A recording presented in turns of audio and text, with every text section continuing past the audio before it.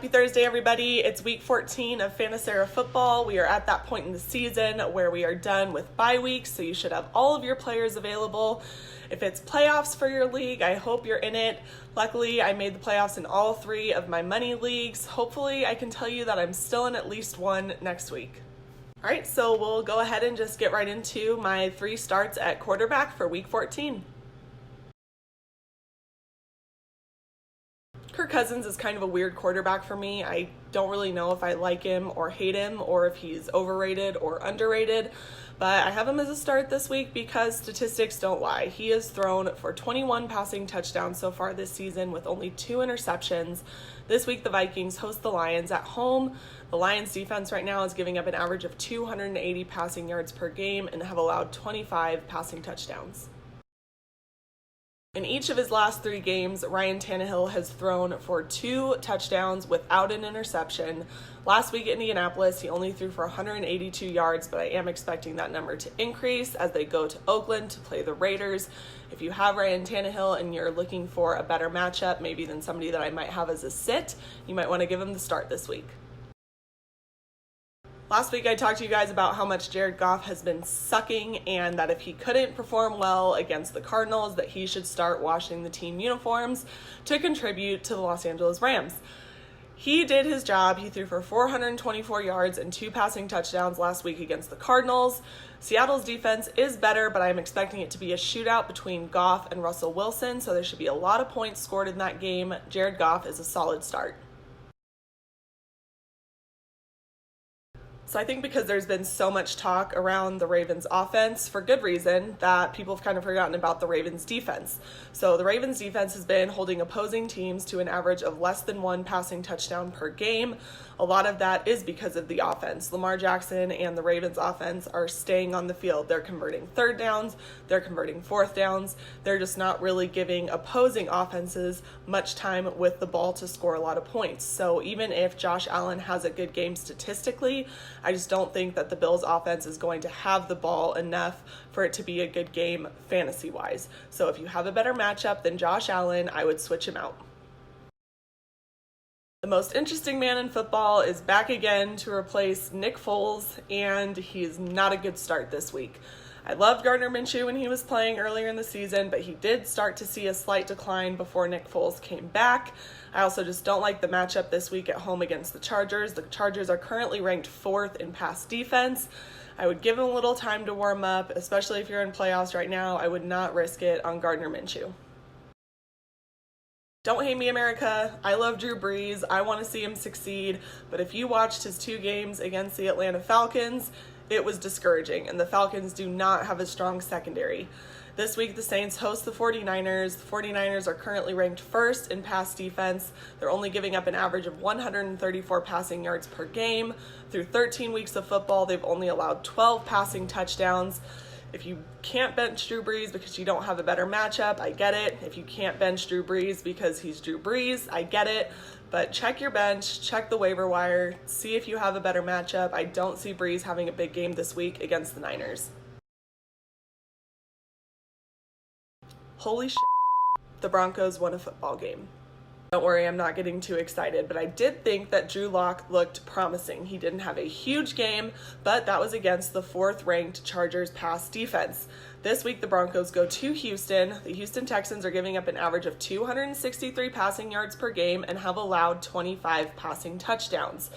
That being said, if you are looking for a better quarterback matchup than what you currently have in your starting lineup, I guarantee you Drew Lock is on the waiver wire unless you have a crazy Broncos fan in your league who is just gonna take all the Broncos for the sheer love of the team. That's not me. I love the Broncos, but dear God, I don't have a single Bronco on any of my league teams. So if you're looking for a starting quarterback, Drew Lock is my week 14 sleeper. This start may or may not be me trying to speak things into existence. I need a big game from Le'Veon Bell. I need it. I have to have it. I have to start him. He sucked so bad last week against the Bengals, who are ranked dead last in rush defense. He rushed for 32 yards and 0 touchdowns. Glad you got that out of your system. Now, I'm hoping that they have a revenge game against Miami because, as you recall, the Dolphins beat the Jets. I need the Jets to be mad about it. I need Le'Veon Bell to be healthy because I just got the notification yesterday that he's questionable with what, I don't know. I need him healthy. I need him running. We're putting positive thoughts into the air, unless you're playing against Le'Veon Bell, so sorry. But I'm still hoping for myself that Le'Veon Bell has a huge game. The Dolphins are giving up the second most rushing yards per game. The Jets have to do it. They're at home. It's the Dolphins. Let's go. Normally, I would only tell you guys to sit both running backs for a team, but this week against the Bengals, I do think that Kareem Hunt and Nick Chubb are both solid starts. The Bengals, as I mentioned before, are giving up the most rushing yards per game. They have also allowed the most 20-plus yard rushes, so there's opportunity for those big runs to score you a lot of points. If you're in a PPR league, I would go with Kareem Hunt over Nick Chubb. Since his return in Week 10, Hunt has 25 targets, Chubb only has 10, but Nick Chubb just had a huge game against Miami. So as I said, either running back is going to be a great start for Week 14. Devonta Freeman hasn't done anything remarkable so far this season, but the Falcons' offense does seem to be improving. This week they host the Carolina Panthers. The Panthers have given up the most rushing touchdowns of any team this season at 22. That's 5 more than the next team and 9 more than the team after that. So if Devonta Freeman doesn't find the end zone, I'd be shocked. If you've had him on your bench, if you gave up, if he's on the waiver wire, which I doubt, but if he is, maybe pick him up if you're looking for a good running back matchup. If the Colts are going to beat Tampa Bay, they are going to have to do it through the air. So every Colts running back is a sit for me this week. The Tampa Bay Buccaneers rush defense is currently ranked second. They are allowing the third fewest rushing yards per game, giving up an average of only 3.5 yards per carry, and have only allowed 5 rushes of 20 yards or more. So Matt Breida is coming back from injury, but I have him and Tevin Coleman as a sit this week because Tevin Coleman and Raheem Mostert were sharing carries until Mostert took over last week and Tevin Coleman disappeared, and I lost. I have them as a sit because I just don't know who is going to get the majority of the workload for the Niners. That and the Saints' rush defense is currently ranked third. They've only allowed 8 rushing touchdowns so far this season.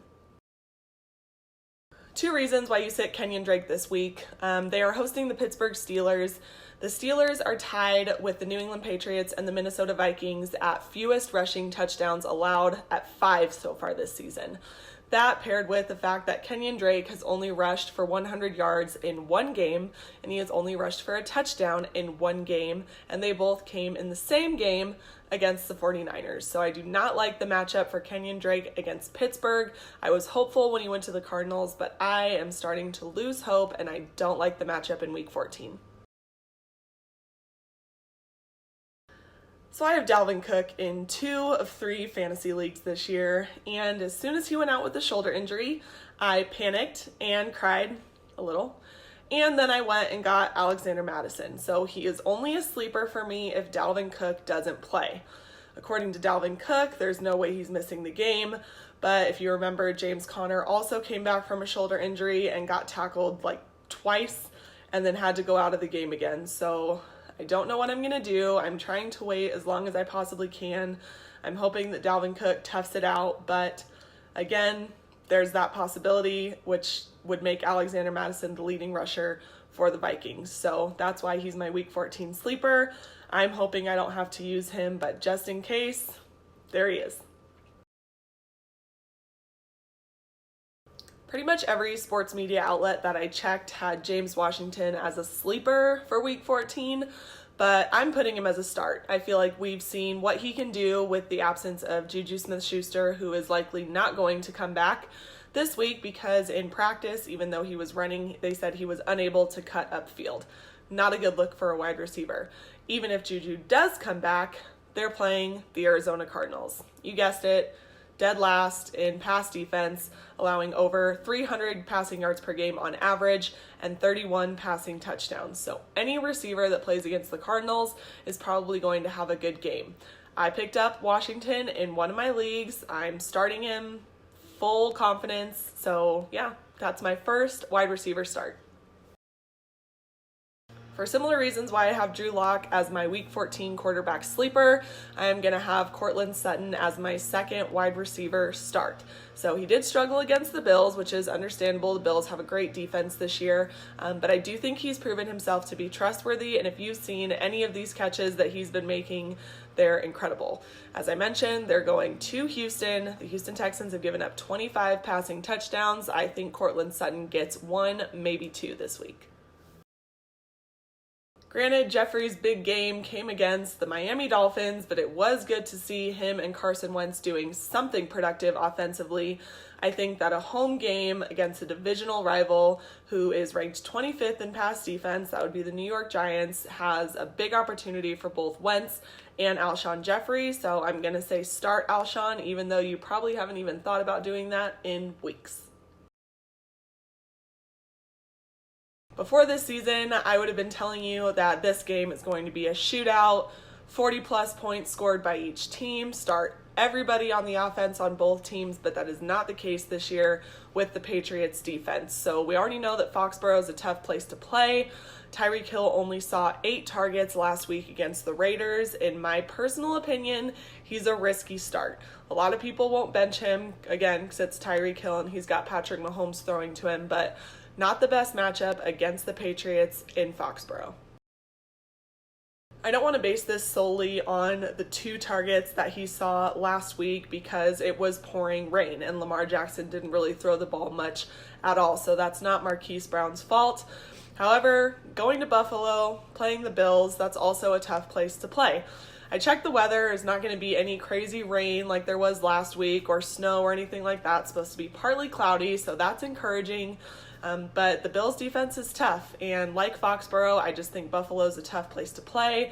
I have to start Lamar Jackson. I would never sit him. He's my guy this year, but I am a little concerned this week. I'm hoping the Ravens pull it off, but again, Marquise Brown, I would look for a better matchup than the Bills in Buffalo. Chark finished with just 2 receptions on 5 targets and 47 yards last week against the Buccaneers. This week, they have the LA Chargers. As I mentioned, tough pass defense. I'm glad Gardner Minshew is back, but I am not going to put my faith in him this week, so he is a sit. That's also going to mean that their top wide receiver is going to be a sit for me. I said it earlier when I told you to sit the Colts running backs because I think if they're going to beat the Buccaneers, they're going to have to do it through the air. So T.Y. Hilton is still out. He's saying that he doesn't even know if he'll return at all this season. So if you haven't yet, Zach Pascal could be a long-term option to get you through the rest of the playoffs, hopefully into the championship of your fantasy football leagues. So Zach Pascal is going to be my final Week 14 sleeper. All right, so that's it. I am headed to go watch the Cowboys-Bears game. I have Amari Cooper going. I'm playing against Miller, the wide receiver for Chicago, and Gallup, the other wide receiver for the Cowboys. This is in my big money league, so I could use all the positive vibes. I'm nervous. I'm still happy that I made the playoffs in all of my leagues. That's great. Hopefully next Thursday, I'm back here telling you about how I won at least one playoff week, and hopefully I can get all the way to the championship and win that money. So good luck to all you guys in your fantasy leagues. As always, thank you so much for watching Fantasera Football. If you haven't yet, please go follow me on Instagram at Fantasera Football 2019. Subscribe to my YouTube channel, super easy, completely free. I appreciate all the support. As always, my 8-leg parlay will pop up at the end of this video. Thank you guys again. I will see you next Thursday.